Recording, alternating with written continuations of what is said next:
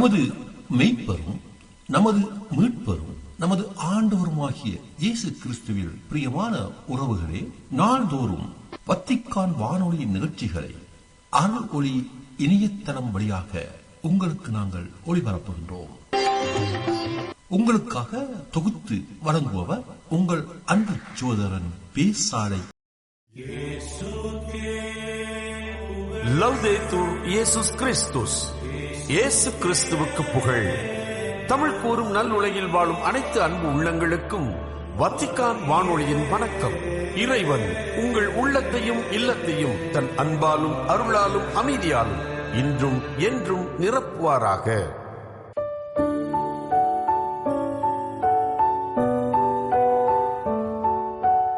அன்பு நேயர்களே, வத்திக்கான் வானொலி இன்று உங்களுக்கு வழங்குபவை இன்றைய புனிதர், நேர்காணல் மற்றும் செய்திகள்.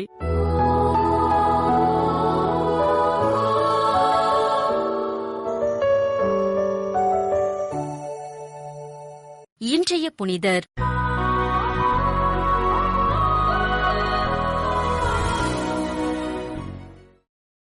ஜூலை 31 புனித லொயோலா இஞ்ஞாசியார்.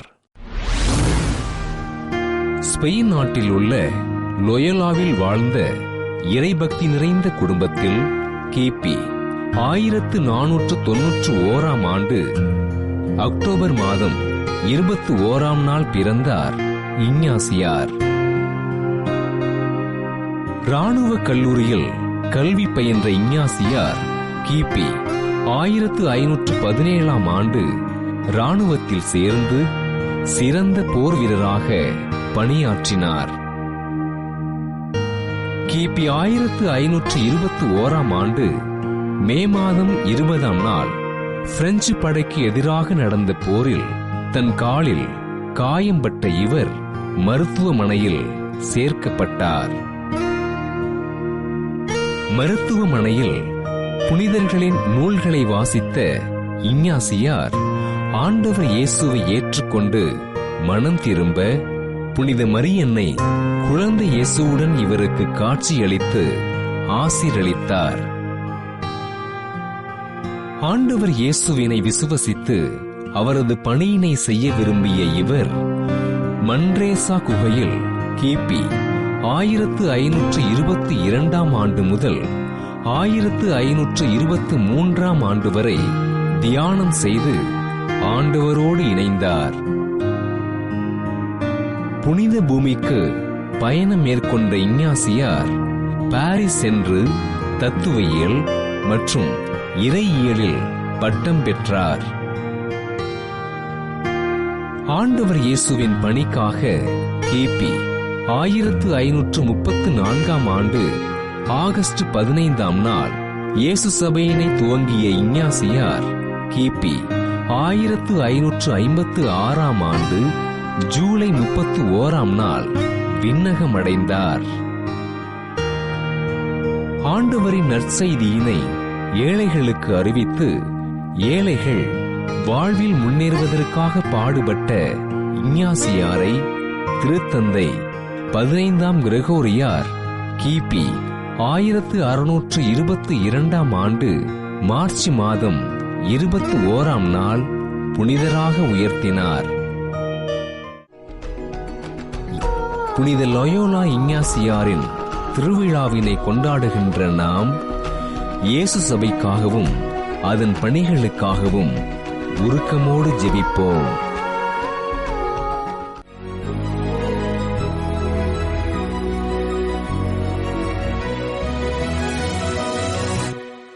நேர்காணல்.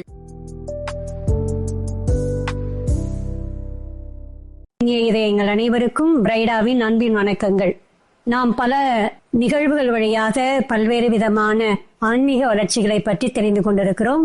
இதோ இந்த அமர்விலே மறைக்கல்வி என்றால் என்ன, மறைக்கல்வி கற்பிப்பதன் அவசியம் என்ன, மறைக்கல்வி கற்பிப்பதினால் அல்லது கற்றுக்கொள்வதனால் ஒரு குழந்தையோ அல்லது ஒரு கிறிஸ்தவனோ எப்படி கடவுளோடு நெருங்க முடியும் என்பது பற்றியான கருத்துக்களை நம்மோடு பகிர்ந்திட அருட்தந்தை அவர்கள் நம் மத்தியிலே வந்திருக்கிறார். அருட்தந்தை அவர்களுடைய பெயர் மேரி ஜான். அருட்தந்தை அவர்களை வரவேற்போம். வணக்கம் தந்தையே. உங்களை இந்த ஒரு நல்ல அமர்வில் சந்திப்பதில் நான் பெருத்த மகிழ்ச்சி அடைகிறேன். அதிலும் குறிப்பாக நீங்கள் இப்பொழுது தமிழக மறைக்கல்வி வகுப்பிற்கான பாட புத்தகங்களை தயாரிக்கிற ஒரு பணியில ஈடுபட்டிருக்கிறீர்கள் என்பதை நான் உங்கள் வழியாக தான் அறிந்து கொண்டிருக்கிறேன். என்னுடைய ஆசை என்னவென்றால், மறைக்கல்வியை நான் சிறு வயதிலிருந்தே கற்றுக்கொண்டு வருகிறேன். இன்னும் என்னை போன்று பல அருட்தந்தையர்கள், அருட்சகோதரிகள், இறைமக்கள் எல்லோரும் மறைக்கல்வி பற்றி படித்திருக்கிறோம். ஆனால் மறைக்கல்வி என்றால் என்ன, அதனுடைய பின்புலம் என்ன, அதை எவ்வாறெல்லாம் நாம் கற்றுக்கொள்ள வேண்டும், இப்பொழுது இருக்கிற தலைமுறையினருக்கு எப்படி இந்த மறைக்கல்வியை கற்றுக் கொடுக்க வேண்டும் என அதை பற்றி அறிந்து கொள்ள, தெரிந்து கொள்வதற்கு ஒரு நல்ல வாய்ப்பாக இந்த அமர்வு இருக்கும் என நான் நம்புகிறேன். மீண்டும் ஒரு முறை உங்களை வரவேற்கிறேன். நன்றி. ஃபாதர், மறைக்கல்வி அப்படின்னு என்ன ஃபாதர்? இது ரொம்ப குறுகலான சுருக்கமான ஒரு கேள்வி என்றாலும் பதில் கொஞ்சம் விரிவானது. S father. மறைக்கல்வி என்றால் என்ன என்பதற்கு 3 கட்டங்களில் பதில் உண்டு. முதலில் மறைக்கல்வி என்பது ஒரு நம்பிக்கை பயிற்சி. நாம் இறை நம்பிக்கை என்று சொல்லும் போது அது கடவுளுடன் நேரடியாக உடனடியாக நம்பிக்கை வருவதில்லை. நாம் குழந்தை பருவத்திலிருந்து பார்த்தோம் என்றால் முதலில் நம்பிக்கை கொள்வது அந்த குழந்தையுடைய அன்னையிடம், பெற்றோரிடம், உடன் பிறக்கின்றவர்களிடம், உடன் வாழ்கின்றவர்களிடம், அப்படியெல்லாம் மற்ற ஆட்களிடம் நம்பிக்கை ஏற்படுகிறது. அதன் பிறகு ஒரு வகையான தன்னம்பிக்கை ஏற்படுகிறது. தன்னால் பொருட்களை பிடிக்க முடியும், ஏதாவது செய்ய முடியும் என்ற தன்னம்பிக்கை. அதன் பிறகு மற்ற பொருட்கள் மீது, இயற்கை மீது நம்பிக்கை வருகின்றது. இந்த 3 வித்தியாசமான நம்பிக்கைகள் இருக்கின்றன. பிறர் மீது நம்பிக்கை, தன்னம்பிக்கை, இயற்கை மீது நம்பிக்கை. இவை எல்லாவற்றின் சிகரம் தான் கடவுள் நம்பிக்கை. இந்த நம்பிக்கை இல்லாமல் கடவுள் நம்பிக்கை என்பது வர முடியாது. கடவுள் நம்பிக்கை தனியாக வருவது இல்லை. நமக்கு அன்றாட அனுபவங்களில் நாம் அந்த நம்புகிற அந்த ஒரு நம்பிக்கை பயிற்சி. மறைக்கல்வி என்பது, மறைக்கல்வியும் 3 வகையான மறைக்கல்வி உண்டு. ஒன்று, முதல்ல நடக்கிறது அன்றாட அனுபவ மறைக்கல்வி. அனுபவத்தின் மூலமாக குழந்தைக்கு நம்பிக்கை வளர்கிறது, அம்மா மேல நம்பிக்கை வருது. அந்த நம்பிக்கை அனுபவங்கள், பெற்றோர்கள் அல்லது கூட வாழ்கின்றவர்கள் காட்டுகின்ற அன்பு, கவனம், அந்த குழந்தையுடைய தேவையை நிறைவேற்றுவது. உலகியல்ல கூட நம்ம எரிக் எரிக்சன் என்ற உலகியல் சொல்றாரு, முதல்ல ஒரு குழந்தைக்கு முதல் வயசுல நடக்கக்கூடியது என்னன்னா, ஒன்று அடிப்படை நம்பிக்கை இல்லது அடிப்படை நம்பிக்கையின்மை உருவாகும். அதுதான் இறை நம்பிக்கைக்கு அடித்தளம். அப்படி அந்த அனுபவத்தின் மூலமாக வருது. 2வது என்னன்னா, முறைசாரா மறைக்கல்வி நடக்குது. முறைசாரா மறைக்கல்விங்கிறது அந்த குழந்தைக்கு நம்ம செய்யக்கூடிய சில சமயம் சார்ந்த செயல்களாக இருக்கலாம், இல்ல பொதுவான செயல்களாக இருக்கலாம். அந்த குழந்தைய ஒரு சுற்றுப்பயணத்துக்கு கூட்டிட்டு போறோம். அந்த நேரத்தில் அந்த குழந்தைக்கு கொடுக்கக்கூடிய கவனம், எந்தெந்த செயல்கள் நமக்கு நம்பிக்கையை வளர்க்குதோ அது எல்லாமே மறைக்கல்வியை சார்ந்ததுதான். அந்த மாதிரி அந்த முறைசார மறைக்கல்வி. அதுக்கு மேலதான் குறிப்பிட்ட டைம் வரும்போது முறைசார் மறைக்கல்வி, ஃபார்மல் கேட்டகேசிஸ். அதுக்குதான் பாட புத்தகங்கள் தேவை, வகுப்பறைகள் தேவை, ஆசிரியர்கள் தேவை. இது எல்லாமே அதோட நோக்கம் என்னன்னா, முதல் நோக்கம் நம்பிக்கை, இறை நம்பிக்கையை வளர்க்கிறது. முதல்ல இறை நம்பிக்கையை உருவாக்கி அதை வளர்த்து அதை முதிர்ச்சிக்கு கொண்டு செல்றது மறைக்கல்வி நோக்கம்னு சொல்லலாம், மறைக்கல்வியுடைய பணி. 2வது, இந்த மறைக்கல்வி என்பது இறை வார்த்தை பணி. இறைவார்த்தை என்று சொல்லும் போதும் அது திருவிவிலியத்தில் உள்ளது மட்டுமல்ல, திருவிவிலியத்தில் இருக்கிறது இறைவார்த்தை. இறைவார்த்தை எப்படி இருக்கும் என்பதற்கு ஒரு உரைகள், அது திருவிவிலியம். திருவிவிலியத்தில் இறைவார்த்தை இருக்கிறது. ஆனா திருவிவிலியத்தோட இறைவார்த்தை முடிந்து விடுவதில்லை. திருவிவிலியம் ஏற்பட்டு ஏறக்குறைய 2000 ஆண்டுகள் பக்கத்துல ஆகுது. அதுக்கு பிறகு என்ன, கடவுள் பேசவே இல்லையா? கடவுளுடைய அந்த வார்த்தை வந்து கொண்டுதான் இருக்கிறது. நமக்கு நல்ல ஒரு க்ளூ எதுன்னா, இயேசு கடவுளுடைய வார்த்தை. அவருடைய விதைப்பு ஓமையில் என்ன சொல்றாருன்னா, கேட்கின்றவர்களையும் வார்த்தைக்கு ஒப்பிடுகிறாரு. அதாவது விதையே வார்த்தைக்கு ஒப்பிடுகிறாரு. அதனால ஒவ்வொரு மனிதர்களும் இறை வார்த்தையாக வாழ முடியும், ஒவ்வொரு மனிதர்களும் இறை வார்த்தையை பேச முடியும். எடுத்துக்காட்டாக, ரொம்ப கஷ்டப்பட்டு, எனக்கு ஒரு அனுபவம் உண்டு. ஒரு ரொம்ப வறுமையினால, கடன் தொல்லையினால ரொம்ப கஷ்டப்படக்கூடிய ஒரு அம்மா எப்பவும் கண்ணீர் வடிச்சுட்டே இருப்பாங்க. 10 வயது சிறுவன் சொல்றானா, இது உண்மையில நடந்தது, அம்மாட கண்ணீர் தொடச்சிட, அம்மா ஒன்னும் கவலைப்படாதீங்க, நான் வளர்ந்து பெரியவனாகி உங்க கடன் எல்லாம் முடித்து அப்படின்னு. இது கடவுளுடைய வார்த்தை இல்லையா? இந்த மறைக்கல்வி இறை வார்த்தை பணின்னு சொல்லும் போது, முதல்ல விவிலியத்துல காணக்கூடிய இறை வார்த்தை, இயேசுடைய வார்த்தைகளை உள்வாங்கிறது. 2வது, இறை வார்த்தையாக இந்த உலகத்துல வந்திருக்கக்கூடிய மனிதர்கள், அவர்களுக்கு நம்ம செய்யக்கூடிய பணி, அதுவும் இந்த மறைக்கல்வியில வரும். 3வது, இறை வார்த்தையாக வாழ்வது, இறை வார்த்தையை பேசுவது. இந்த பயிற்சிகள் எல்லாம் கொடுக்கிறது தான் இறை வார்த்தை பணி என்று புரிந்து கொள்ளலாம். 3வது, இது ஒரு திரு அவை செயல்பாடு. ஆங்கிலத்தில் எக்லிசியல் ஆக்ட்னு சொல்லுவாங்க. திரு அவையுடைய எல்லா பணிகளை போன்ற ஒரு பணி அல்ல இது. திரு அவையுடைய இயல்போடு சேர்ந்த ஒரு செயல். மறைக்கல்வி ஆக்கம் என்பது திரு அவையுடைய இயல்பு செயல். மறைக்கல்வி இல்லாம ஒரு திரு அவை இயங்க முடியாது. எடுத்துக்காட்டாக என்னன்னா, நான் அது நேரடியா அதை பொருத்த முடியுமான்னு தெரியாது. இன்றைக்கு மேலை நாடுகள் நமக்கு இறை நம்பிக்கை கொண்டு வந்த நாடுகள்ல இன்னைக்கு இறை நம்பிக்கை போயிட்டு இருக்குது. ஒரு காரணம் நான் நினைக்கிறது அங்க மறைக்கல்வி இப்ப கிடையாது. அதாவது இந்த ஃபார்மல் கேட்டகேசிஸ், அந்த முறை சார்ந்த மறைக்கல்வி இப்ப கிடையாது, அங்க அதிகமா இல்ல. மறைக்கல்வி எங்க கொஞ்சம் கொஞ்சமா குறையுதோ அந்த இடத்துல திரு அவையும் பாட ஆரம்பிக்கும். மறைக்கல்விதான் திரு அவைய உயிரோட வச்சுக்கிறது. அதுதான் இந்த மறைக்கல்வி என்றால் என்னன்னு கேட்டா இந்த மூணையும் சொல்லலாம். முதல்ல அது ஒரு நம்பிக்கை பயிற்சி, இரண்டாவது வார்த்தை பணி, மூன்றாவது அது திரு அவையுடைய ஒரு இயல்பார்ந்த செயல். எல்லா பணிகளும் மாதிரி திரு அவையை இருக்க முடியாது. திரு அவைக்கு மறைக்கல்வி ஆக்குங்கிறது திரு அவையுடைய இயல்பு. எப்படி மூச்சு விடுறதுக்கு நம்ம பிறந்த உடனே கற்றுக்கொள்றோமோ, பிறகு மூச்சு விட்டுட்டே தான் இருக்கிறேன் போவோம், உண்பதற்கு கற்றுக்கொள்றது மாதிரி, நடக்குவது கற்றுக்கொள்றது மாதிரி, அதே மாதிரி மறைக்கல்வி அதை இறை நம்பிக்கை எல்லாம் வாழ முடியாது நம்மளால. அந்த நம்பிக்கை எல்லாமே சேர்ந்ததுதான். இறை நம்பிக்கைன்னு சொல்லும் போது அதுல மற்ற 3 நம்பிக்கை சேர்ந்துதான் இருக்கும். அதுடைய ஒரு பயிற்சி தான் மறைக்கல்வி. மிக்க நன்றி ஃபாதர். தேங்க்யூ. மறைக்கல்வி அப்படின்னா எனக்கு தெரிஞ்சவெல்லாம் ஜபங்கள் கத்துக்கணும், இல்லைன்னா பெரியவங்க சொல்றதை கேட்கணும், அவ்வளவுதான் தெரியும். ஆனா முதல் முறையா மறைக்கல்வி அப்படின்றது அடிப்படையில நம்பிக்கை, மனிதர் மீது நம்பிக்கை, வாழ்பவர்களோட நம்பிக்கை, இயற்கையோட நம்பிக்கை, அதை கடந்துதான் கடவுளோடு நாம் கொள்கிற இறை நம்பிக்கை அப்படின்னு மிக தெளிவாக எங்களுக்கு விளக்கி இருக்கிறீங்க. அது மட்டும் இல்லாம இந்த மறைக்கல்வி என்பது ஏதோ ஒன்று அங்கத்திலிருந்து பிரிந்ததல்ல, நம் உடலின் உறுப்புகளை போன்றுதான் இந்த மறைக்கல்வி திரு அவையோடு இணைந்திருக்கிறது. திரு அவை மறைக்கல்வி இரண்டுமே ஒன்றுதான், அதை பிரிக்க முடியாது அப்படின்ற ஒரு நல்ல கருத்தை இந்த அமர்வில் எங்களுக்கு பகிர்ந்து கொண்டிருக்கிறீங்க. மிக்க நன்றி. கூட தெளிவா சொல்லணும்னா, நமக்கு சாதாரண கல்வி ஒரு சமூகம் தனக்குரிய மக்களை உருவாக்குறது, அதே மாதிரி திரு அவை தனக்குரிய மக்களை உருவாக்குறது மறைக்கல்வி மூலமாக. Thank you father. அடுத்த அமர்வில் உங்களை சந்திக்க நான் மிக ஆவலா இருக்கிறேன் ஃபாதர். உங்களிடமிருந்து விடை பெறுவது அருட் சகோதரி பிரைடா. Thank you father. Thank you very much.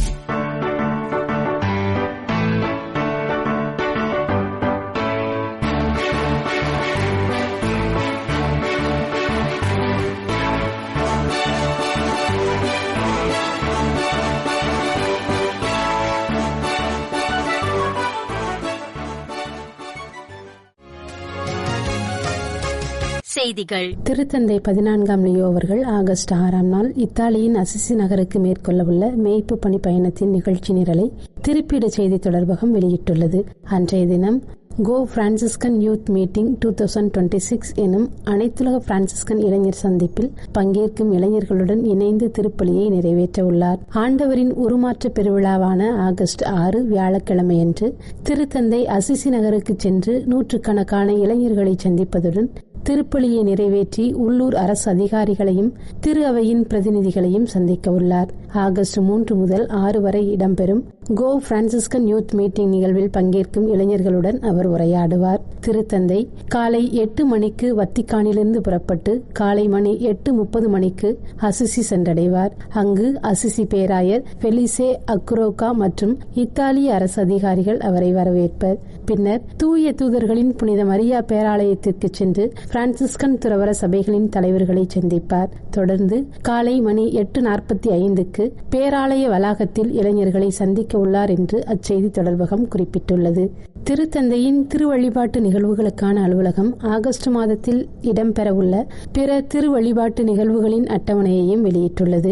Assisi பயணத்தை தொடர்ந்து ஆகஸ்ட் 15 அன்று அன்னை மரியாளின் விண்ணேற்பு பெருவிழாவையொட்டி காஸ்தல் கந்தல்போவில் உள்ள புனித தோமா வில்லனோவா திருப்பிட பங்கு கோவிலில் காலை 10 மணிக்கு திருப்பலியை நிறைவேற்றுவார். ஆகஸ்ட் 22ஆம் நாள் மத்திய இத்தாலியின் ரிமினி நகருக்கு மேய்ப்பு பணி பயணம் மேற்கொள்ளும் திருத்தந்தை meeting for friendship among peoples என்ற அனைத்துலக நிகழ்வின் 47வது பதிப்பில் பங்கேற்பார். அன்று மாலை மணி 6:30க்கு நகரின் துறைமுக பகுதியில் திருப்பலியை நிறைவேற்றுவார். ஆகஸ்ட் 29 அன்று காஸ்தல் கந்தல்போவில் உள்ள ஏரிக்கரையின் அன்னை மரியாள் ஆலயத்தில் மாலை 6 மணிக்கு திருப்பலியை நிறைவேற்றி அதனைத் தொடர்ந்து பவனியையும் வழிநடத்துவார். அமெரிக்காவின் மீதான தனது ஆழ்ந்த பாசத்தையும் உலகின் பல்வேறு நாடுகளில் இருந்து வருபவர்களை வரவேற்கும் அந்நாட்டின் நீண்டகால மரபையும் திருத்தந்தை 14ஆம் லியோ அவர்கள் பாராட்டியுள்ளார். வத்திக்கானில் இடம்பெற்ற அமைதிக்கான ஜெப நிகழ்வுக்கு பிறகு NBC ஊடகத்திற்கு அளித்த நேர்காணல் ஒன்றில் இவ்வாறு மொழிந்த திருத்தந்தை தான் உலகளாவிய திரு அவைக்கு சேவை செய்ய வந்தபோதிலும் அமெரிக்காவில் இருந்து தேர்வான முதல் திருத்தந்தை என்ற வரலாற்று முக்கியத்துவத்தை உணர்ந்திருப்பதாகவும் தான் அடிப்படையில் அமெரிக்கராக பிறந்த ஒரு திருத்தந்தை என்றும் குறிப்பிட்டுள்ளார். தனது தாத்தா பாட்டி அமெரிக்காவிற்கு இடம்பெயர்ந்தவர்கள் என்றும் தனது தாயார் வழியினர் அடிமைப்படுத்தப்பட்டவர்களாகவும் அடிமைகளின் உரிமையாளர்களாகவும் இருந்த வரலாற்று பின்னணியை கொண்டவர்கள் என்றும் கூறியுள்ளார். மேலும் இவ்வனுபவங்கள் அமெரிக்காவின் செழுமையானதும் சிக்கலானதுமான வரலாற்றை பிரதிபலிப்பதாக திருத்தந்தை எடுத்துக்காட்டியுள்ளார். அடுத்த 2 ஆண்டுகளுக்குள் அமெரிக்காவுக்கு பயணம் மேற்கொள்ள விரும்புவதாகவும் இருப்பினும் அது குறித்த அதிகாரப்பூர்வ திட்டங்கள் இதுவரை உறுதி செய்யப்படவில்லை என்றும் திருத்தந்தை குறிப்பிட்டுள்ளார். தாய்லாந்தின் சியாங் மாயில் உள்ள திரு இருதய பள்ளியில் ஜூலை 29 புதனன்று இடம்பெற்ற சிறப்பு திருப்பலியின் போது சியாங் மாய் மறை மாவட்டத்தின் 5வது ஆயராக பீட்டர் சுபோட் ரோக் சுசாரிட் அவர்கள் அதிகாரப்பூர்வமாக பதவியேற்றார். பேராயர் பிரான்சிஸ் சேவியர் வீரா அர்போன் ரதனா அவர்கள் தலைமையில் இடம்பெற்ற இந்த விழாவில் தாய்லாந்து முழுவதிலும் இருந்து வந்த ஆயர்கள், தாய்லாந்திற்கான திருத்தந்தையின் அரசு தூதர் பேராயர் பீட்டர் பிரையன்ஸ்வெல்ஸ், நற்செய்தி அறிவிப்புக்கான திருப்பிடத்துறையின் பேராயர் சாமுவேல் சன்ஹல்லி, நூற்றுக்கணக்கான அருள் பணியாளர்கள், அருள் சகோதரிகள் மற்றும் ஆயிரக்கணக்கான இறை மக்கள் கலந்து கொண்டனர். பிரான்ஸ், ஸ்பெயின் மற்றும் கிரீஸ் ஆகிய நாடுகளில் பேரழிவை உண்டாக்கும் காட்டுத்தீ தொடர்ந்து பரவி வரும் நிலையில் ஆயிரக்கணக்கான மக்கள் தங்கள் வீடுகளை விட்டு வெளியேற வேண்டிய கட்டாயத்தில் உள்ளனர். அவர்களுக்கு கத்தோலிக்க திரு அவை அவசர உதவிகளையும் ஆன்மீக பராமரிப்பையும் வழங்கி வருகிறது. பிரான்சின் ஜிரோண்டே பகுதியில் கடந்த 50 ஆண்டுகளில் இல்லாத அளவுக்கு கடுமையான காட்டுத்தீ ஏற்பட்டுள்ளதால் 2,20,000க்கும் அதிகமான மக்கள் பாதுகாப்பான இடங்களுக்கு வெளியேற்றப்பட்டுள்ளனர். மேலும் 240 வீடுகள் தீக்கிரையாகி அழிந்துள்ளன. அதேவேளை ஸ்பெயினில் மாட்ரிட், அவிலா, டோலிடோ மற்றும் காஸ்டெல்லோன் நகரங்களைச் சுற்றியுள்ள பகுதிகளில் பரவி வரும் காட்டுத்தீ காரணமாக ஏறத்தாழ 75,000 பேர் பாதுகாப்பு கருதி வெளியேற்றப்பட்டுள்ளனர்.